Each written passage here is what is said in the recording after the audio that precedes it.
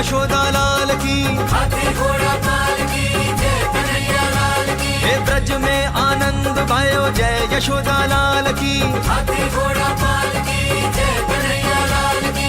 जय हो नंद लाल की, जय यशोदा लाल की, गोकुल में आनंद भयो जय कन्हैया लाल की। ओ जय हो नंद लाल की, जय यशोदा लाल की, गोकुल में आनंद भयो जय कन्हैया लाल की। हे आनंद उमंग भयो जय हो नंद लाल की, नंद के आनंद भयो जय कन्हैया लाल की। हे ब्रज में आनंद भयो जय यशोदा लाल की। नंद के आनंद भयो जय कन्हैया लाल की।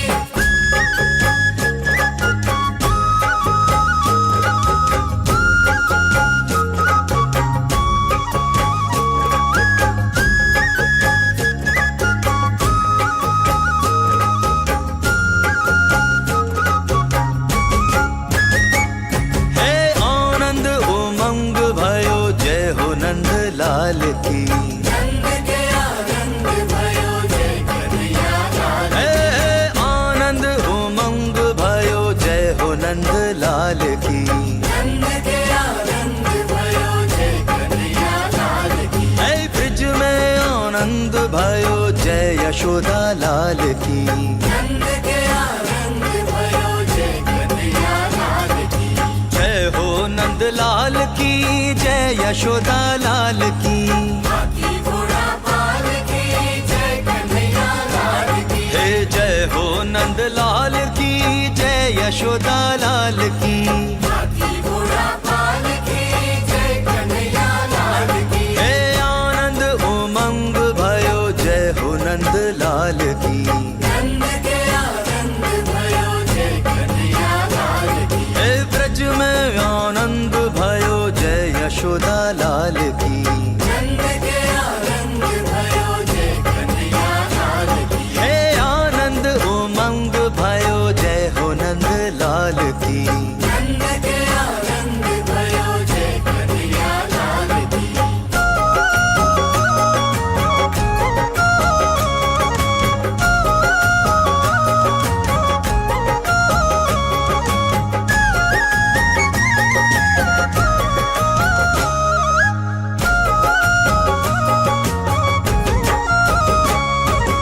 कोटि ब्रह्मांड के अधिपति लाल की, हाथी घोड़ा पाल की जय कन्हैया लाल की। हे कोटि ब्रह्मांड के अधिपति लाल की, हाथी घोड़ा पाल की जय कन्हैया लाल की। हे कौवे चराने आए जय हो पशुपाल की, गोकुल के आनंद भयो जय कन्हैया लाल की।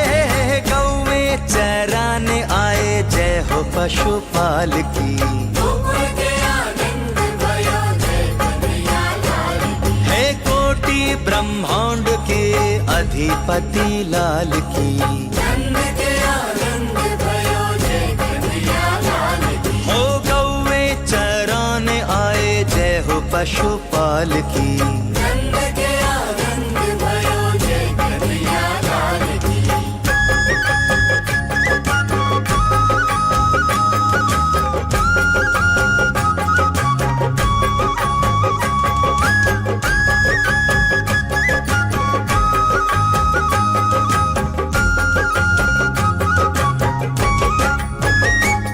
हे पूनम के चंद जैसी शोभा है बाल की,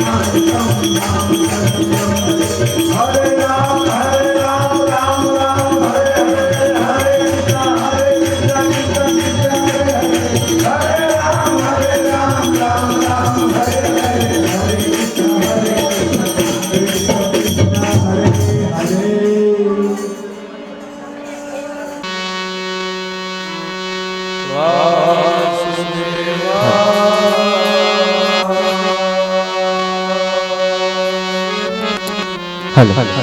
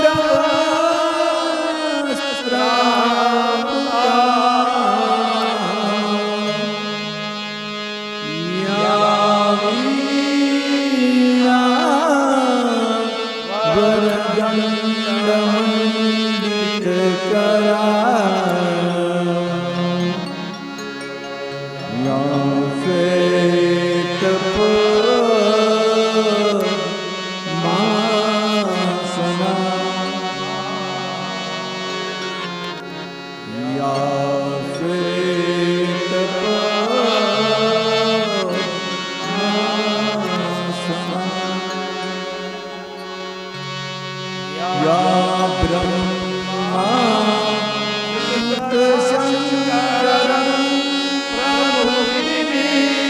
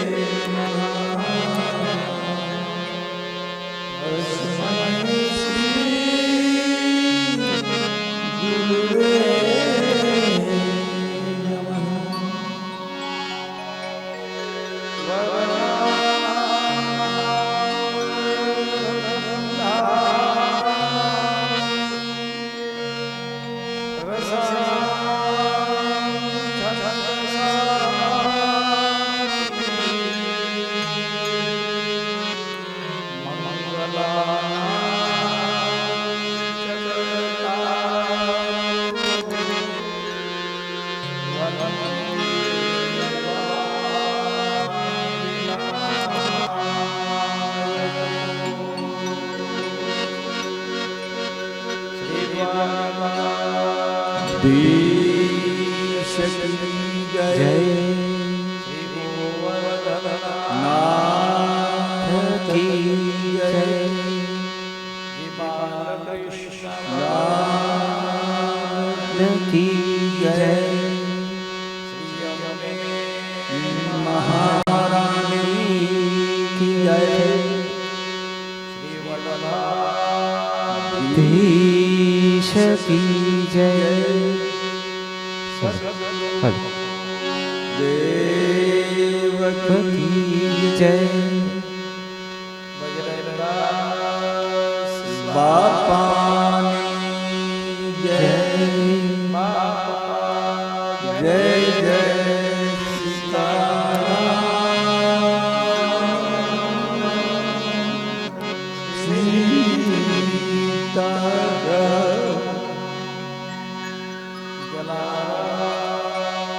બાપાની જય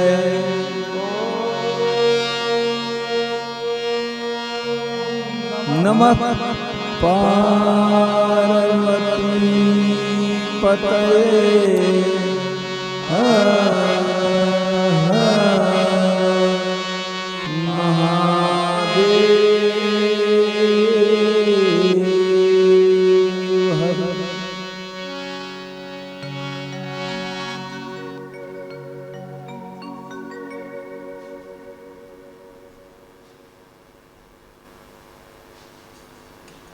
अपना हृदय कमल में स्थित मारा बालकृष्ण ने सापरा परिवार बधी आ पितृमोक्षार्थे आयोजन श्रीमद् भागवतना आयोजन आज चतुर्थ दिवस काले भगवान दृश्य अवतार लई अधर्म पर धर्मनी स्थापना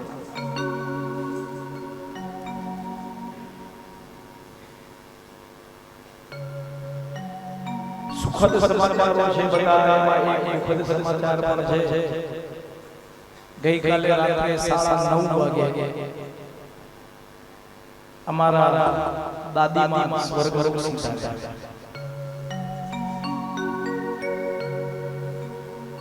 અમારા પુત્ર આજે જેને અગ્નિ સંસ્કાર માટે ગુજરાત ગયેલા છે નાની શિષ્ટ કર્મ કર્યું હોય એટલે કોઈ પણ કર્મમાં આપણને સૂતક લાગતા નથી અને આપણે નાની શિષ્ટ કર્મ કર્યું છે એટલે વ્યાસપીઠ પર બેસીને કથા આપણે કરી છે તો અમારા દાદીમાને શાંતિ પ્રાપ્ત થાય અને મારા પૂર્વજો આયોજન જે એમને પણ ગતિ મળે એના માટે 2 મિનિટ હરિ કીર્તન કરી કથા ગાવામાં પ્રવેશ કર્યો વાસુદેવાય હરિ વાસુદેવાય ઓમ નમો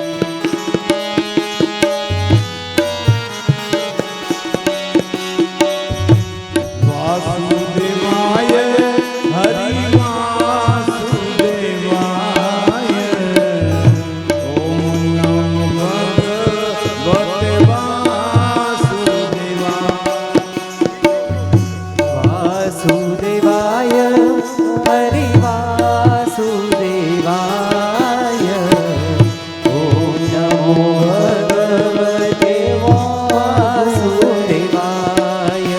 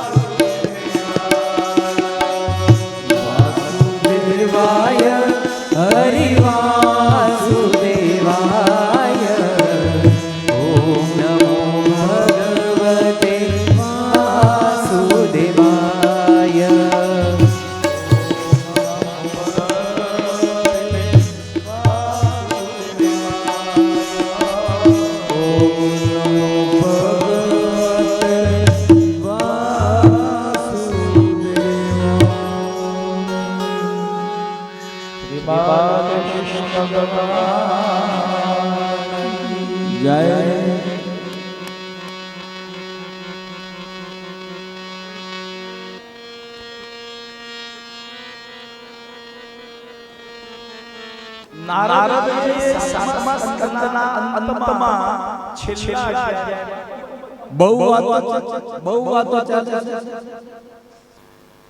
સાતમા સ્કંદના અંતિમ અધ્યાયમાં ધર્મના જીવનના 4 આશ્રમો બતાવ્યા છે.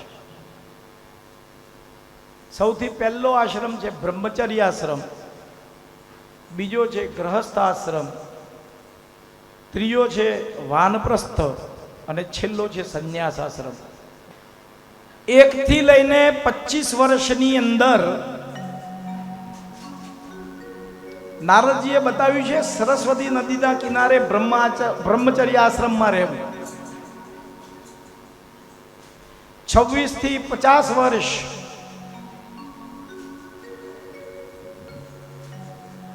ગૃહસ્થ આશ્રમમાં રહેવું. કઈ જગ્યાએ? નર્મદા કિનારે. જય હો. 51 થી 75 વર્ષ વાનપ્રસ્થ આશ્રમમાં રહેવું અને પછી એનાથી આગળ ગંગા કિનારે સંન્યાસ આશ્રમમાં રહેવું. છે કોઈ છોડવા તૈયાર?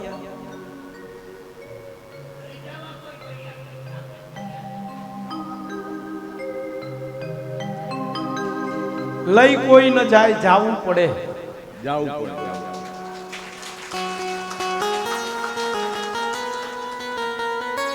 એક ઉદાહરણ આપી દઉં કે એક બાપા હતા ઉંમર લાયક,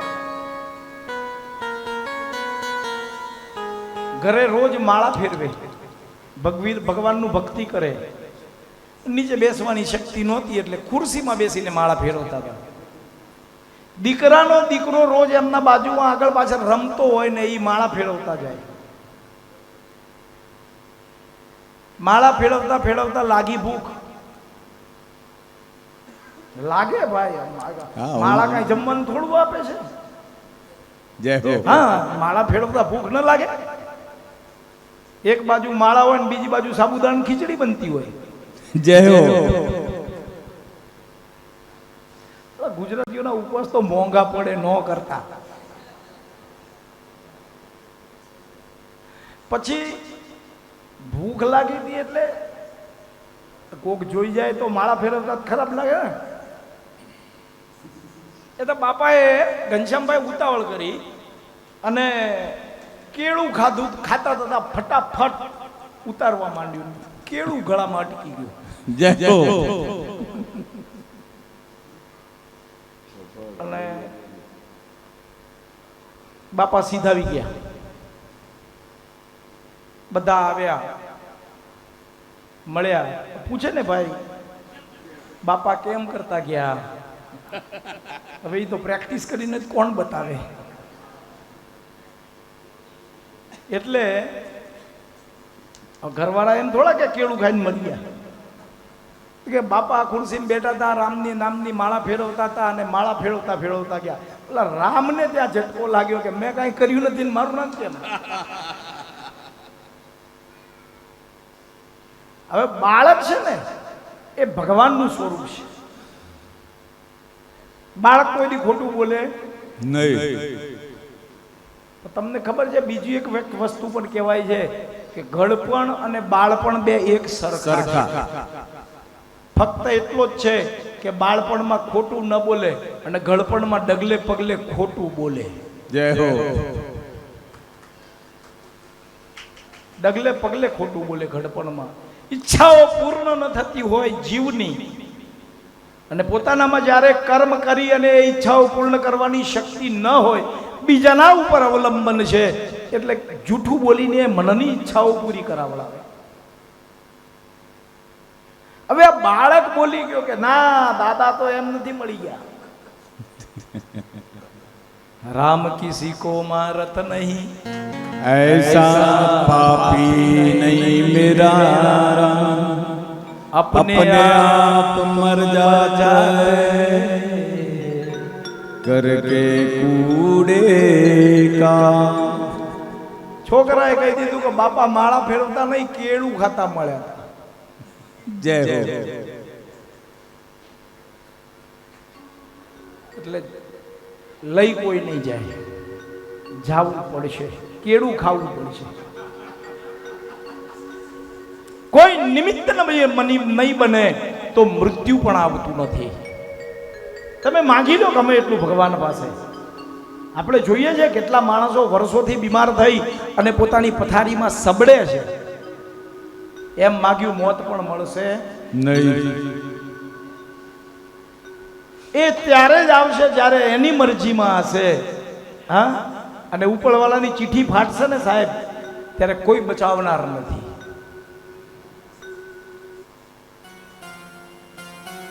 આપણે તો હું તો એમ જ કહું છું કે જેટલા ગયા ને એ બધા સુખી થઈ ગયા.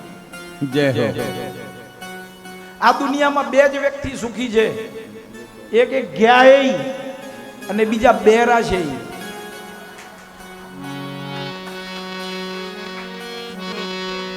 ન કોઈનું સાંભળવું ને ન દાજવું. બેરામાં પાછો એક ફરક છે, ખબર છે તમને? આપણે કોકની વાત કરતા હોય ને તો એ શંકા કરે કે મારી જ વાત કરે છે. હવે આને કેમ? આ અનુભવની વાતો છે.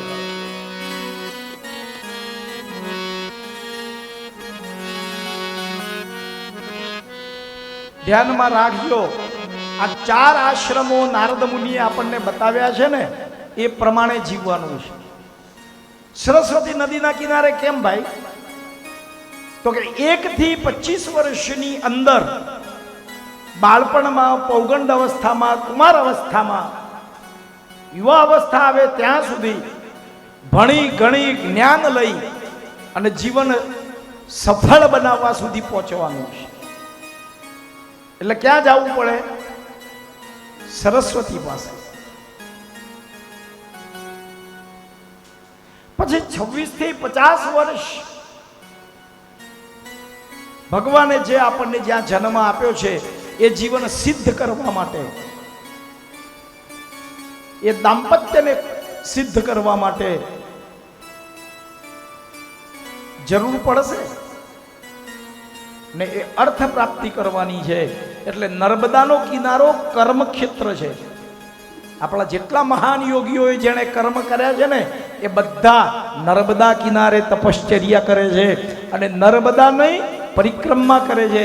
જેણે જેણે નર્મદાની પરિક્રમા કરી છે ને એ બધા જ મહાન યોગીઓ છે. એના પગ ધોઈને પીવા જોઈએ.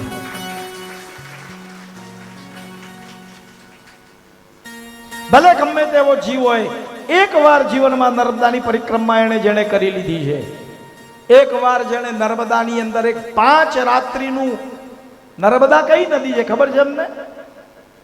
પ્રભાતે વહતે ગંગા મધ્યાહને સરસ્વતી અપરાહ્ને સર્વતીર્થાની રાત્રૌ વહતી નર્મદા. આ એક જ નદી એવી છે જેના 4 સ્વરૂપ છે. પ્રભાતે વહતી, પ્રભાતમાં બ્રહ્મ સમયમાં બ્રહ્મ મુહૂર્તમાં જેવો એમાં સ્નાન કરો ને તો ગંગામાં સ્નાન કર્યાનું પુણ્ય ફળ પ્રાપ્ત થાય છે.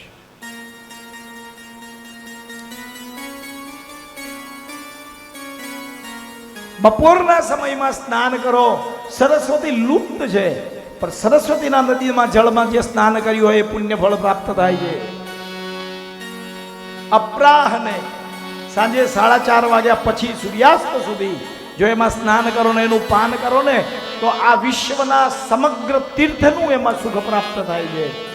પણ રાત્રે જો સ્નાન કરો મધ્યરાત્રિ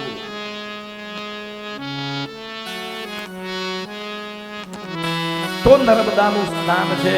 અને નર્મદા સેના ઉપર સવારી કરેલી છે ખબર છે કોઈને? નર્મદા મૈયા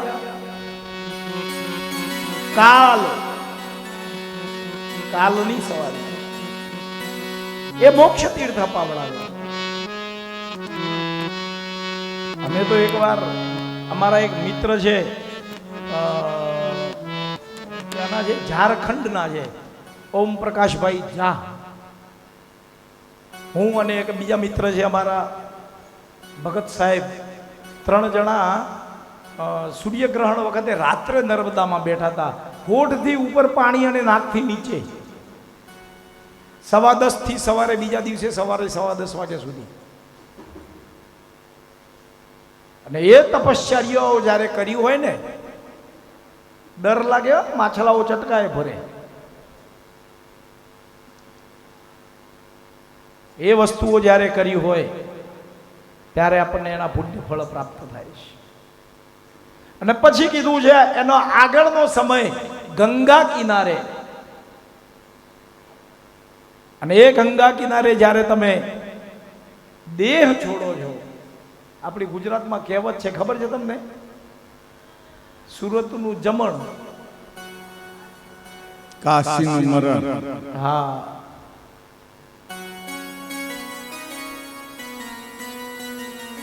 ગંગા કિનારે જ્યારે દેહ છૂટે. હવે આ 4 આશ્રમો માટે આપણે ઘરેથી નીકળી જઈએ તો આ બીજા કોઈ ગામડામાં કોઈ દેખાય ખરા? જય હો. ચલો બધા વયા ગયા નર્મદા કિનારે, બધા વયા ગયા સરસ્વતી કિનારે, બધા વયા ગયા ગંગા કિનારે. તો બોટાદમાં કોઈ દેખાય? એકે છે ત્યાં નદી છે ખરી? છે નદી?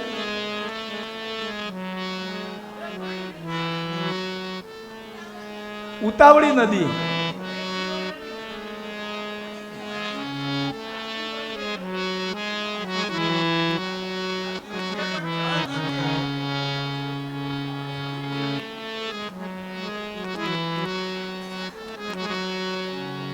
યમુના કિનારે સાધના કરવાની છે. છેલ્લે યમુના કિનારે સાધના કરવાની છે. અને આ 4 આશ્રમોમાં જે જીવે છે પોતાની રીતે એ બધા જ સુખને પ્રાપ્ત કરે છે, પણ આપણે એના માટે આપણે આ બધી વસ્તુઓ કોઈ આશ્રમમાં કે નદી કિનારે જવાની જરૂર નથી.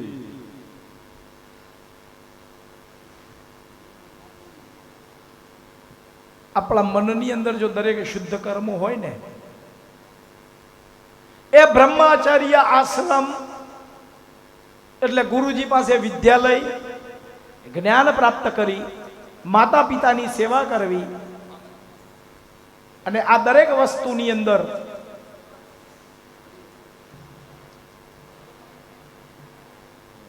આપણે સક્સેસ થવા માટે જ્ઞાન લેવાનું છે. એ પછી ગૃહસ્થ આશ્રમની અંદર કર્મ કરી, મહેનત કરી અને અર્થ પ્રાપ્તિ કરવાની છે. નીતિ અને નિયમથી જ્યારે તમે 2 પૈસા કમાશો તો એ જીવનમાં તમને કામ લાગશે.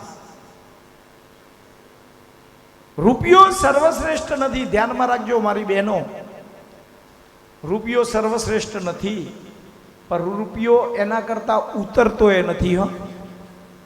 એક ડગલે રૂપિયાની જરૂર પડે છે. કોઈ કામ થાય છે ખરું પૈસા વગર? એક જ કામ થાય છે, બીજાને સલાહ આપવાનું. ના ના, આપણે સામેથી આપવી હોય તો એ તો એનો ધંધો છે ભાઈ, કર્મ છે, કમાશે. હા, 7મા સ્કંદને વિરામ આપી 8મા સ્કંદની અંદર આપણે જઈએ છીએ. એમાં 24 અધ્યાય છે. 8મા સ્કંદના 24 અધ્યાય છે, અને 24 અધ્યાય એટલે મંત્ર ગાયત્રીના 24 અક્ષર છે. ભગવાનના અવતાર 24 છે.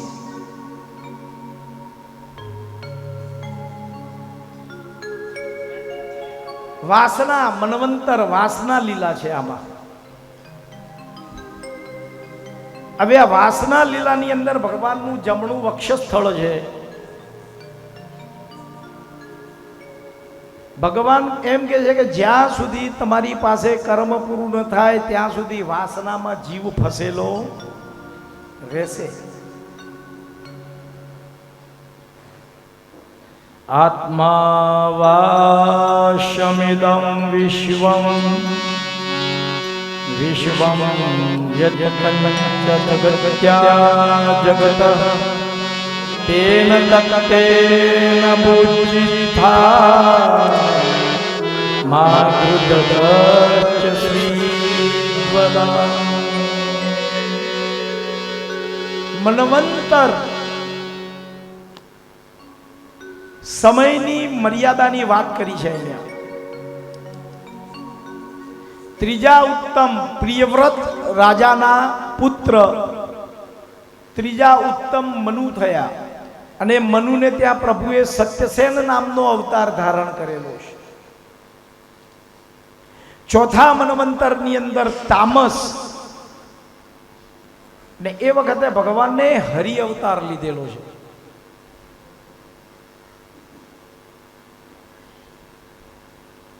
હવે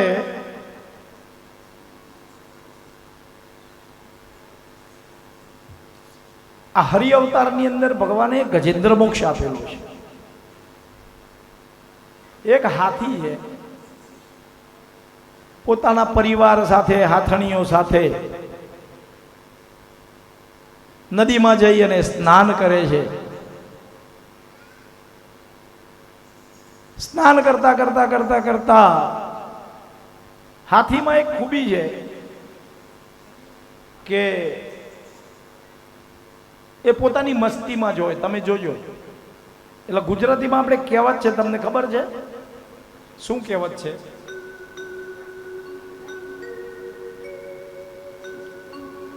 હાથી ચાલતો હોય અને કૂતરા ભસતા ભસતા હોય. ખબર તમને? આવું અમારામાં ઘણી બધી થાય છે. ત્રિકૂટ પર્વતના ઉપર છે.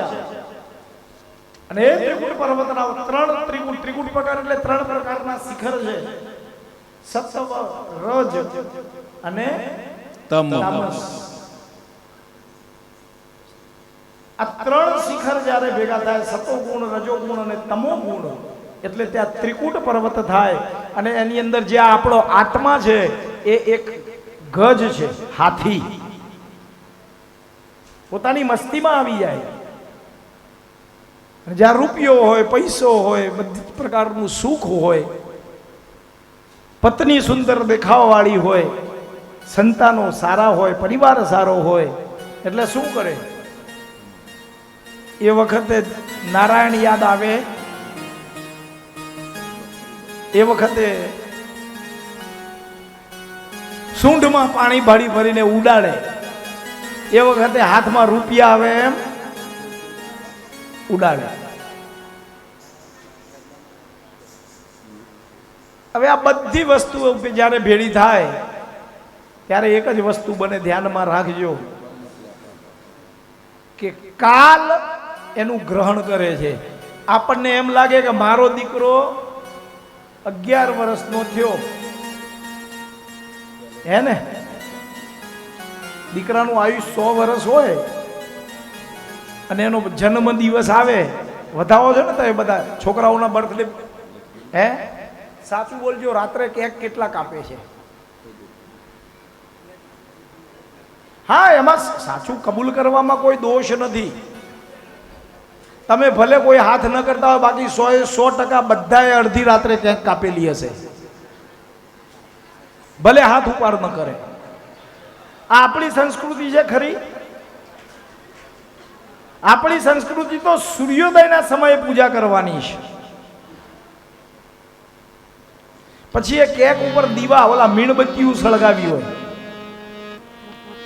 ફૂંકીને હોલવી નાખે. આપણી સનાતન સંસ્કૃતિ છે અંધારું કરવાની. આપણી સંસ્કૃતિ તો દીવા કરી અને અજવાળું કરવાની છે.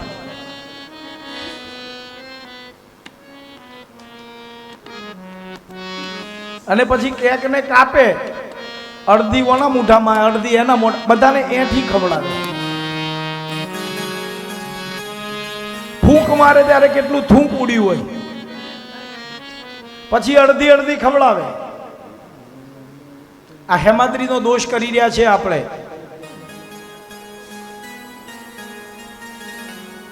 એકબીજાને એઠું ખવડાવી દે.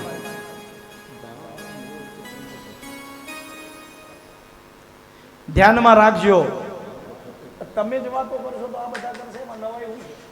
એવી કઈ વસ્તુ છે તમારે વાતો કરવી? એ ગીત કાંઈ નહીં, અહીંયા બેઠા ને તો અહીંયા જોઈ રહો. આ બધા જોતા નથી, તમે તો જુઓ યાર. અહીંયાથી હવે મોઢું ફરવું ન જોઈએ તમારે. હવે વસ્તુ એવી બની જાય છે કે એની અંદર એઠી કેક ખવડાવે બધાને. હવે કેકમાં શું પડે છે એ ખબર છે તમને? હે? બસ, હા, તો ખાતા એ નહીં.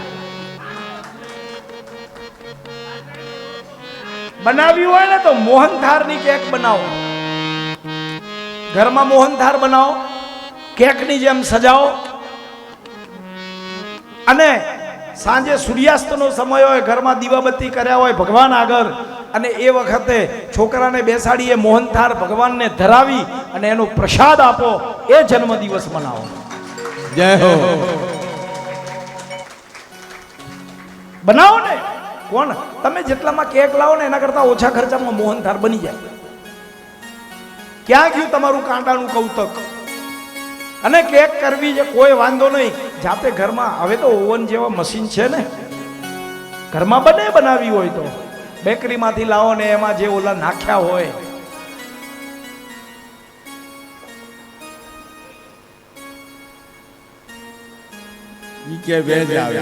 આ ગજેન્દ્ર છે, આ જીવ છે. આ બધા આનંદ જે પ્રાપ્ત કરે ને એનું નામ ગજ, એનું નામ હાથી.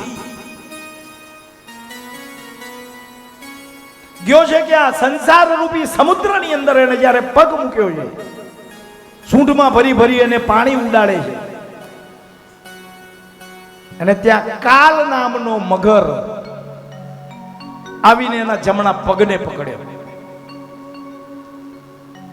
હવે પાણીમાં જોર મગરનું ચાલે, ભલે ગમે એટલો નાનો હોય અને હાથી ગમે એટલો મોટો હોય, બાકી એનું જોર ચાલે. ધ્યાનમાં રાખજો, સંસાર સાગરમાં પણ જોર કાલનું જ ચાલશે. તમારી પાસે ગમે એટલો રૂપિયો હોય એનું જોર ચાલશે.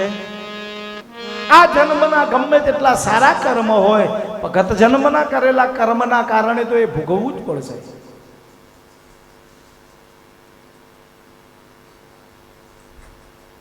હવે આને મગરે પકડેલો જોયો એટલે હાથણીઓ બધી એક એક કરીને છોડીને બચ્ચાને બધા મારે. તમે ધ્યાનમાં રાખજો, જ્યારે સમર્થકોના દોષ જ્યાં સુધી તમારી આગળ શક્તિ છે, રૂપિયો છે, પાવર છે, બધા જ તમને ભાઈ ભાઈ ને બેન બેન કરશે. અને જેવો દુઃખમાં આવ્યો એટલે એક એક છોડીને વયા જશે. હાથીએ બહુ મહેનત કરી પગ છોડાવવાની, પણ મગરના કાલના મુખમાંથી છૂટવું કોઈ છૂટ્યો છે ખરો?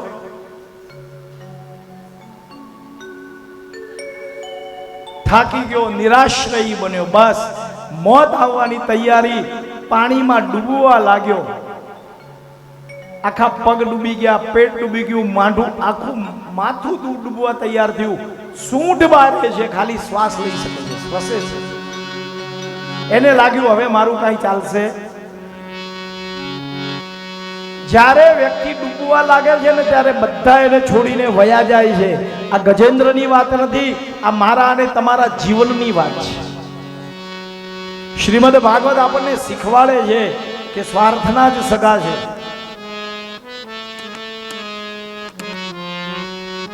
અને એ વખતે સૂંઢ બારે હતી અને ત્યાં જલાશયમાં કમળ હોય, કમળ હાથમાં આવી ગયું. આપણે પણ કહીએ છીએ કે ડૂબતાને તણખું વાલું લાગે.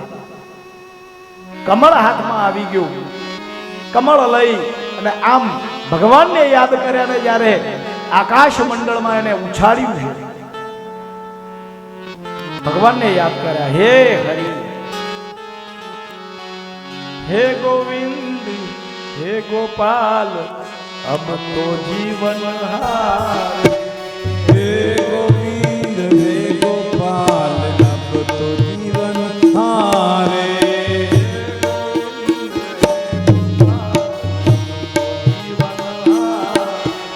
हे गोविंद हे गोपाल, अब तो जीवन हारे.